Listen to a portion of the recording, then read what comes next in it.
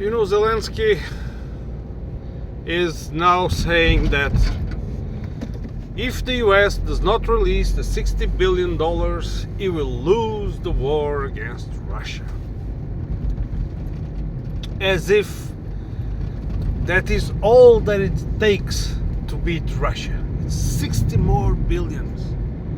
If it were not for those 60 billions, we could have beaten them and surrounded Moscow and drive the Russians completely out of the territories that we consider ours. Yeah, those $60 billion. Yes, the story is, for those who follow the subject of the war in Ukraine, it is obvious, and I recall once again past videos where I spoke about this. It is obvious that it's not the money that is making the difference. It's not by lack of money that they cannot buy more shells. It's not for lack of money that they cannot have more artillery pieces, more armored cars, more drones. It's not due to lack of money. It's due, and if it is, but it's not, but if it is, then you also have to trace all the money that went away to corruption, as we all know. But it's the capacity of the West to supply Ukraine properly, and I mean the West is doing plenty, right? The West, you have this US representative. I don't recall her name. She gave recently an interview to Tucker Carlson, and she's from which state she represents? I'm sorry. The name skipped, but is a US representative, you can look it up, that admitted that the US, the CIA, through the CIA, is directing the war in Ukraine. Of course, this is not news. We all knew this.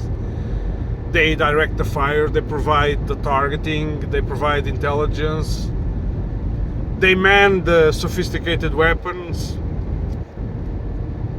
I mean, they might as well be there wearing the insignia on the front lines, because it's the only thing that it's not being done yet. And so Ukraine has been getting all the help. It would be gone in this war long now. It would be long gone now if it were not all this help from the West. But now, despite this help still flowing to Ukraine, because it is flowing every day, armored cars, ammunition, weapons, training, you name it, it's still going in large numbers. In my opinion, the West hasn't had a war with such, or wasn't expecting a war, or maybe they miscalculated, because I don't remember the last time where NATO was in such war. So it actually was never, right? In a 1,000-kilometer front line. And so it's easy to go around and knock out minor regional powers, which you have, some of them you have armed yourself. It's easy to do that with full superiority in many of the spectrums of the warfare, for namely 100% air superiority. It's easy to do that, but this war is not like that, and we all know it. I mean, plenty of experts have. I don't like to quote Scott Ritter. I think sometimes he's a little bit full of shit, but he's been right when assessing that the political leaders of the West do not have the correct awareness of what it takes to fight such war. And I mean, much less the Europeans, right? The European veterans of the Second World War are gone now, most of them, the majority of them. There's no one in charge from that time. And they think it's just, I mean, those people in charge like von der Leyen and Jean Michel and Macron, these guys are just, they think they're playing games, in my opinion.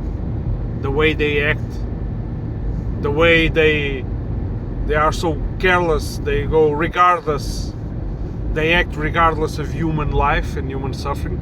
And I'm talking about mainly the Ukrainians, the ones they claim to protect. And yeah, and so now Zelensky says, oh, if only we had this 60 more billions. No, Russia is growing as the conflict develops. Russia entered. This is no news. This is it's very much proven. Russia entered the conflict unprepared because the Russian government itself made its own miscalculations.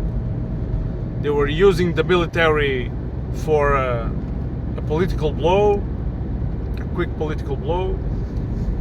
They were tricked in the meantime.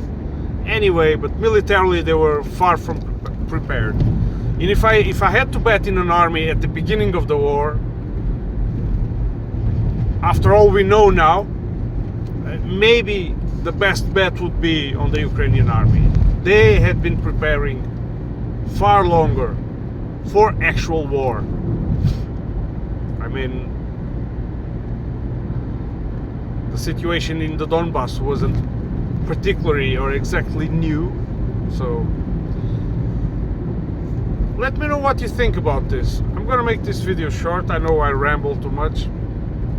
I tend to repeat myself. I tend to do a lot of mistakes. Sometimes I listen to my videos afterwards, and I don't like what I hear, but nevertheless, I put out my thoughts while I have this break in commute to work and from work. But Zelensky now is in a tight spot. There are only going to be two ways out for Zelensky. One way is in a body bag, a coffin, a casket. The other way is some paradise reserved for him in exile, where he bought one of his mansions with American money, and American and European money.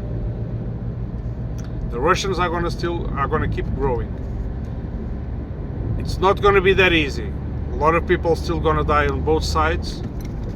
It's not like that's it and now there's no turning back. No. Ukraine is going to turn to desperate measures, as we've seen the attacks on the nuclear power plant. What the fuck are they thinking? Right? This can only be very irresponsible people in charge to do this kind of attacks. I mean, what do they think? Of course, both sides are damaged, but in the end, I do think Ukraine, it's going to be much more damage if a real incident occurs, a real reactor explosion or something occurs, meltdown or something in this power plant. So, and every time, again, the pattern which I've been repeating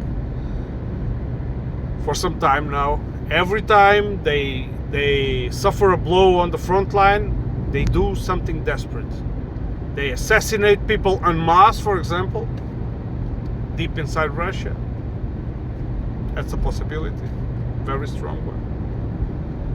They try to blow bridges in the rear, like the Kerch Bridge. They assassinate bloggers. They try to do stunts on the Kherson region. I mean, PR jokes. They go to the ridicule of wasting troops in trying to get in Russia just to put the flag to take the picture. This is how, I don't know, fanatic. Fanatic? No, it's not fanatic. It's mindless. It's mindless. It's stupid. It's utter stupidity. Of course, the masterminds of this brilliant way of making war are very well connected to the US and the US intelligence. The US doesn't care about Ukraine.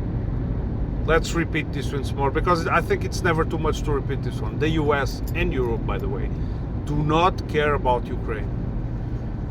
Ukraine is something that they use at their own will, for their own purposes, no matter how much suffering they cause to Ukraine. Bear this in mind. And for now, I'll shut up. I'm a bit tired today. Sorry, not gonna make it longer. It's always nice to let it out a little bit here. I see you on the next one.